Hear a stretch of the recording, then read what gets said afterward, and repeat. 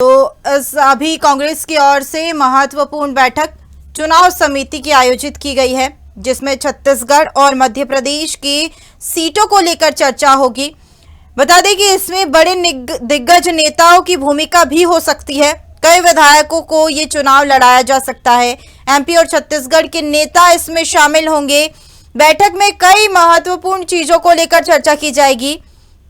बता दें कि दोनों प्रदेशों की सीटों के नाम पर आज चर्चा होगी। लोकसभा चुनाव के टिकट पर भी मुहर लगेगी।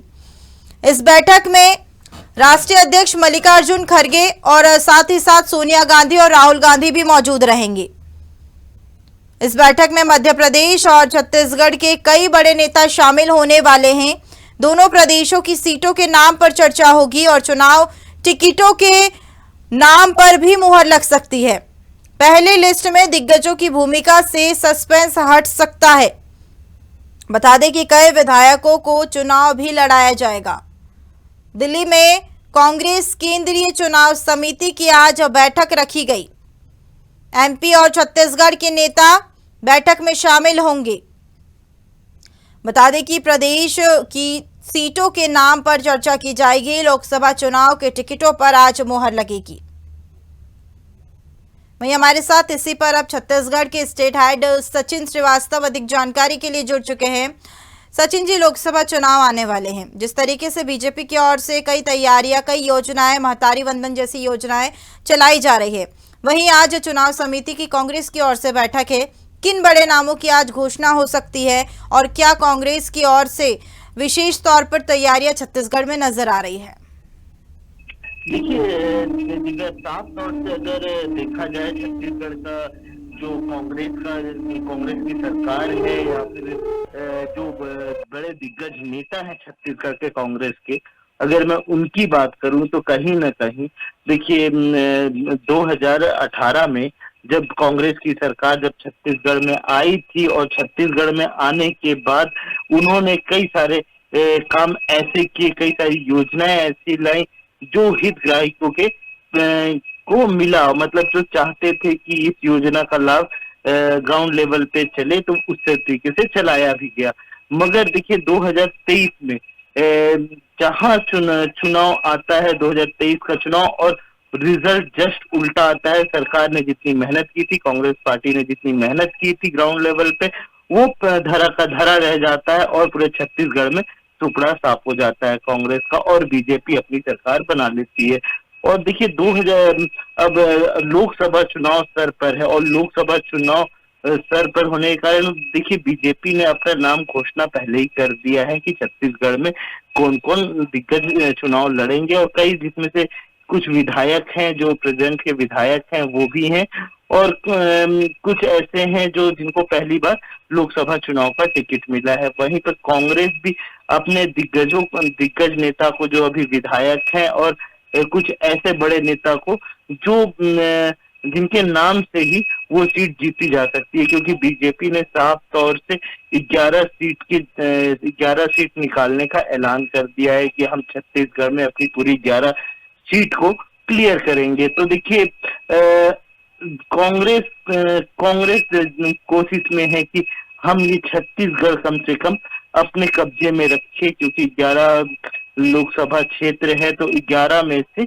हम 5 से 6 कम से कम जीते। तो वो जगह निश्चित करना कि किस जगह पे कौन से बड़े नेता का चेहरा चमकेगा। जैसे कुछ दिन पहले ही भूपेश बघेल का नाम, पूर्व मंत्री भूपेश बघेल का नाम चल रहा था, और भूपेश बघेल का जब नाम सामने आया था तो बहुत सारी कंट्रोवर्सी सामने आई थी।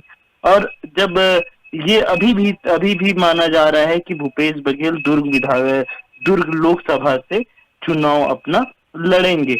तो देखिए साफ तौर से दुर्ग लोकसभा में विजय सिंह को उतारा गया है बीजेपी से, तो ये टक्कर का ही मुकाबला माना जाएगा, क्योंकि बतौर मुख्यमंत्री जब मुख्यमंत्री थे भूपेश बघेल, तो मुख्यमंत्री रहते हुए भी उनको कहीं ना कहीं जब विधानसभा सीट का चुनाव हो रहा था, विधानसभा चुनाव में जब गणना हो रही थी, तो वो शुरुआत की जो गणना थी उसमें वो काफी पीछे नजर आए थे।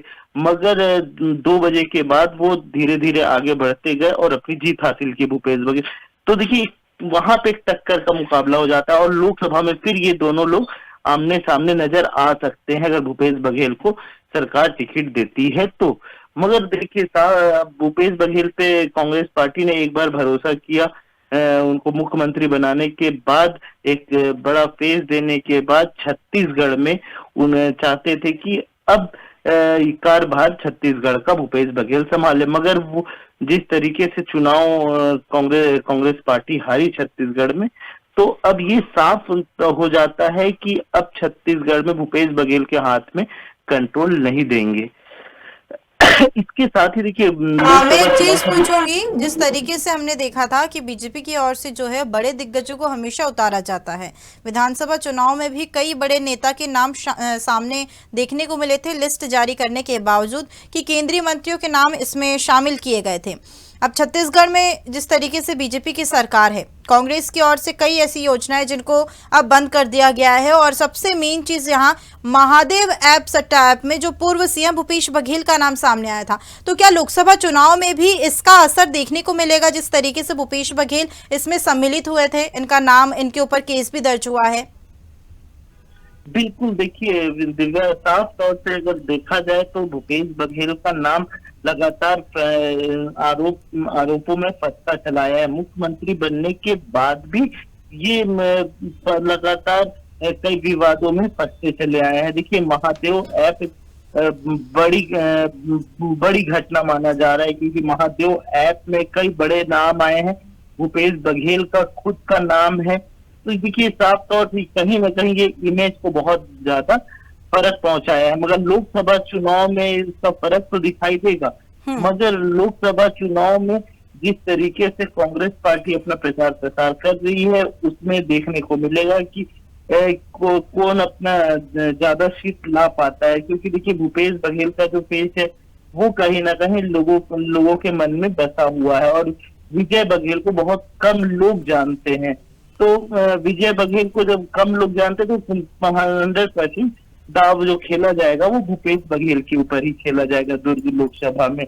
उसके अलावा अगर मैं बाकी बताऊं पूरे छत्तीसगढ़ की बात करूं तो जब छत्तीसगढ़ में कांग्रेस की सरकार थी, तो उसके बाद अलग अलग मंत्रियों के यहाँ छापा पड़ा, तो कहीं ना कहीं इससे इमेज बहुत ज्यादा फर्क पड़ा है। इमेज से, कांग्रेस के इमेज पे बहुत ज्यादा फर्क पड़ा है, तो उससे कहीं ना कहीं लोकसभा में इससे फर्क देखने को मिलेगा। देखिए अब अलग अलग सीटों की बात हो रही है, तो देखिए सरगुजा से अगर हो माना जा रहा है कि टीएस सिंहदेव पे दांव खेला जा सकता है, तो अब ये देखने वाली बात होगी कि टीएस सिंहदेव चुनाव लड़ने के लिए एग्री होते हैं कि नहीं, क्योंकि उनको बहुत कम वोट से हारे हैं, मगर हार तो हार होती है, और वो कहीं ना कहीं इससे चोटिल भी नजर आ रहे हैं। तो देखिए अब कांग्रेस सरकार है वो बड़े चेहरे को भी छत्तीसगढ़ में, जैसे कुछ समय पहले राहुल गांधी ने न्याय यात्रा निकाली, तो वहीं पर अभी देखने को जो मिल रहा है वो लगातार बीजेपी के बड़े नेता अलग अलग, कभी बस्तर में तो कभी अलग अलग लोकसभा क्षेत्र में नजर आ रहे हैं। तो इनसे भी कई बहुत ज्यादा बीजेपी को भी फर्क पड़ेगा कि वो अपने आप को एक जो दूरी है, वोटों की दूरी है, वो बनाकर आगे निकल सकती है।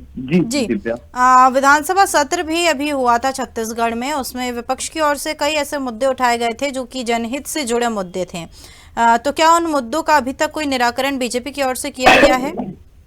देखिए अभी तक अगर मैं बात करूं दिव्या, अभी तक जो बड़े बड़े मुद्दे हैं जैसे जल, जंगल, जमीन, आदिवासियों का हक है जी, तो अगर मैं उन चीजों की बात करूं तो उसका निराकरण नहीं देखने को मिला है। क्योंकि देखिए हर्जों का मामला अभी से नहीं, बहुत पहले से चला आ रहा है। हर पेड़ कटाई का मामला बहुत पहले चले आ रहा है। आदिवासियों को जंगल खाली कराने को लेकर लगातार सरकार अलग अलग कंपनियों को जंगल का टेंडर दे रही, जिससे पेड़ कटाई हो रहा है, जो जंगल पे ही अपना जीवन यापन करते हैं। कभी तेंदुपत्ता बेचकर अपना जीवन यापन करते हैं। इसके अलावा जो जंगल में जो जड़ी बूटियां हैं उसको बेच के अपना जीवन यापन करते हैं, महुआ बेच के अपना जीवन यापन करते हैं जो आदिवासी हैं, उनको वहां से हटा दिया जा रहा है, पेड़ काट दिया जा रहा है। तो कहीं ना कहीं ये नाराजगी अभी भी लोगों में बनी हुई है। और देखिए साफ तौर से ये, और इसमें कांग्रेस आरोप लगातार लगाते आई है और कांग्रेस ने आदिवासियों के साथ जाके खड़ा भी हुआ है। मगर सवाल यहाँ पे ये भी खड़ा होता है कि अगर कांग्रेस की सरकार जब थी तब कांग्रेस की सरकार इनके साथ क्यों नहीं खड़ी हुई, मगर बीजेपी की सरकार आते ही कांग्रेस उनके सपोर्ट में खड़ी हो जाती है। तो कहीं ना कहीं आदिवासियों को सिर्फ उपयोग में लिया जा रहा है कि वो अपने वोट बैंक बढ़ाने के लिए। तो इससे ज्यादा फर्क नहीं आएगा। देखिए अलग अलग योजनाओं की बात करूं मैं तो महिला वंदना योजना से बीजेपी को कहीं ना कहीं बहुत फायदा हुआ, क्योंकि एक लोगों में अलग सा जोश है। और देखिए आज पहली किस्त भी जानी है, आज 70 लाख महिलाओं के अकाउंट में 1,000 रुपए जाना है। तो इससे कहीं ना कहीं छत्तीसगढ़ में महिलाओं के मन में उत्साह भी है। तो देखिए साफ तौर से बात करूं तो बीजेपी कई जगह माइनस हो रही है तो कई जगह अपनी योजनाओं के साथ प्लस भी हो रही है। वहीं पे कांग्रेस की बात करूं तो आरोप प्रति आरोप का खेल लगातार चल रहा है, मगर आदिवासी और युवा जो फंसे हुए हैं वो सिर्फ वोट बैंक में ही फंस कर रह जा रहे हैं। उनका विकास कहीं ना कहीं इन चीजों से रुक जाता है। जी चलिए सचिन जी, तमाम जानकारी हमारे साथ साझा करने के लिए शुक्रिया।